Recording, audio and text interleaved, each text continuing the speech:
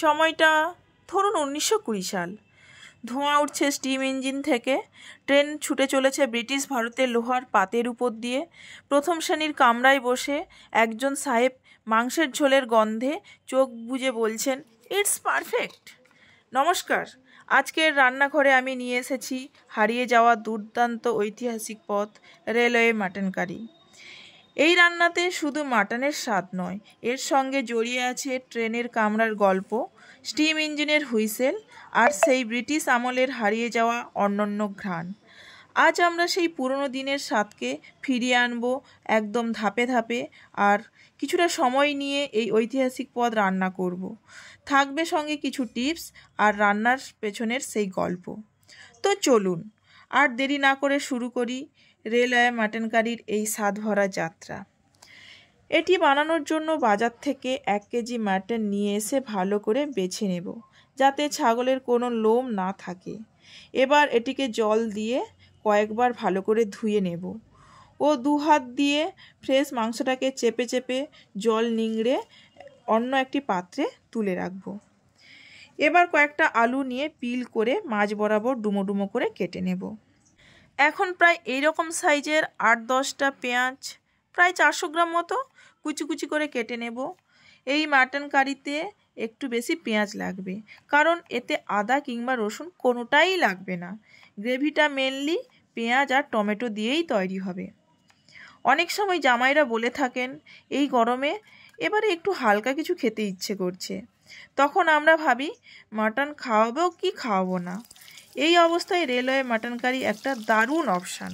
একেবারে হালকা মশলা ও কম তেলে রান্না হয় এই ব্রিটিশ জামানার রেলওয়ে ক্যান্টিনের এই রেসিপিটি। এবার একটি প্যান নিয়ে একটু বেশি করে সরষের তেল দেব, কারণ এতে আলুটাও ভেজে নেব আর ওই একই তেলে মাটনটাও করে নেব।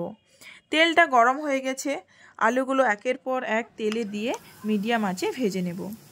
এখন ওই তেলে 2টো তেজপাতা, 3টে ছোট এলাচ, লবঙ্গ ও একটি দারচিনি ফোড়ন দেব। ফোড়নটা একটু ভাজা হলেই ওর মধ্যে কেটে রাখা পুরো পেঁয়াজটা দিয়ে দেব।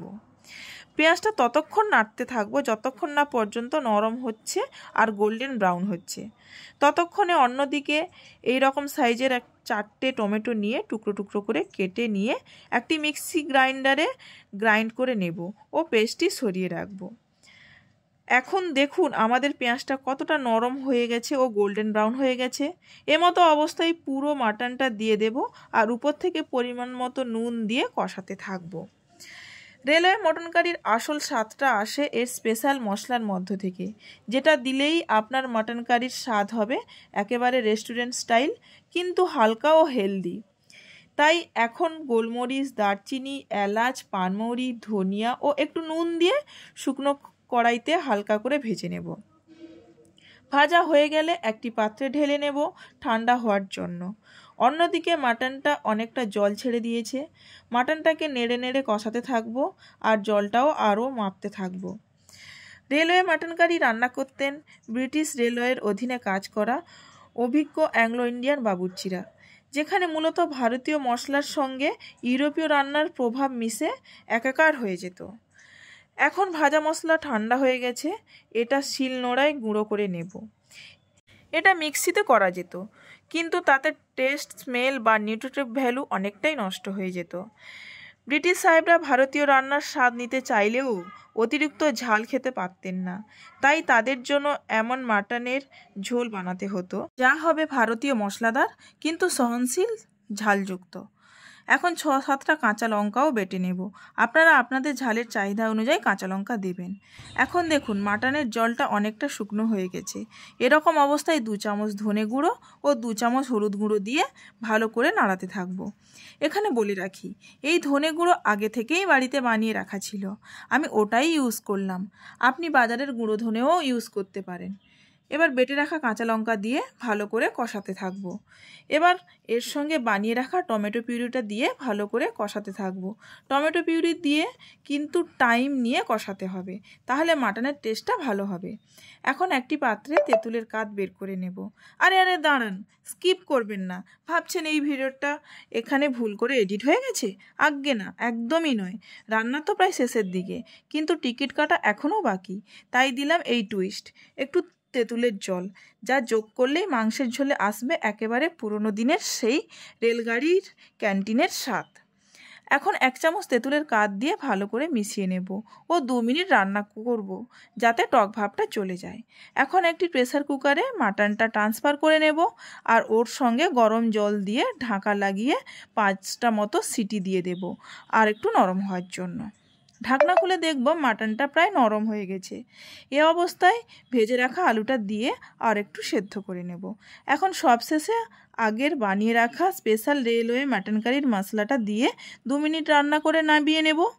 এখন তৈরি হয়ে গেল স্পেশাল জামাই ষষ্ঠীর পদ রেলওয়ে মাটন কারি। এখন এটি প্লেটিং করে গরম গরম সার্ভ করব গরম ভাতের সঙ্গে। এটি ব্রিটিশ সাহেবরা গরম ভাতে কিংবা পাউরুটির সঙ্গে খেতেন। না, এখনও শেষ হয়নি ভিডিওটা, শেষে রয়েছে স্পেশাল টিপস। এই রান্নায় শুকনো বা গুঁড়ো লঙ্কা ব্যবহার করা হবে না। যতটা ঝাল দরকার সেটার জন্য গোলমরিচ বা কাঁচা লঙ্কা ব্যবহার করতে হবে। আর রান্নাটা সর্ষের তেলেই হবে, কারণ সর্ষের তেলের ঝাঁঝ মাটন কারিকে একটা আলাদা মাত্রা এনে দেবে। আর এতে অবশ্যই আলু দিতে হবে, কারণ রান্নাটা করতো অ্যাংলো ইন্ডিয়ানরা, যারা স্পেশালি কলকাতার কুক ছিল। এতে অবশ্যই তেঁতুলও দিতে হবে। ওই ব্রিটিশ আমলে রেলওয়ে মাটন কারির স্বাদ নিতে গেলে, কারণ দীর্ঘ রেলের যাত্রায় কয়লার আগুনে যে রান্নাটা হতো সেটা একটু বেশি সময় ধরে প্রিজার্ভ করার জন্য বা ভালো রাখার জন্য তেঁতুল ব্যবহার করা হতো। এখানেই আজকের ঐতিহাসিক রেসিপিটা শেষ করলাম। সবাই ভালো থাকবেন, সুস্থ থাকবেন, জামাই ষষ্ঠী ভালো করে কাটাবেন। টাটা।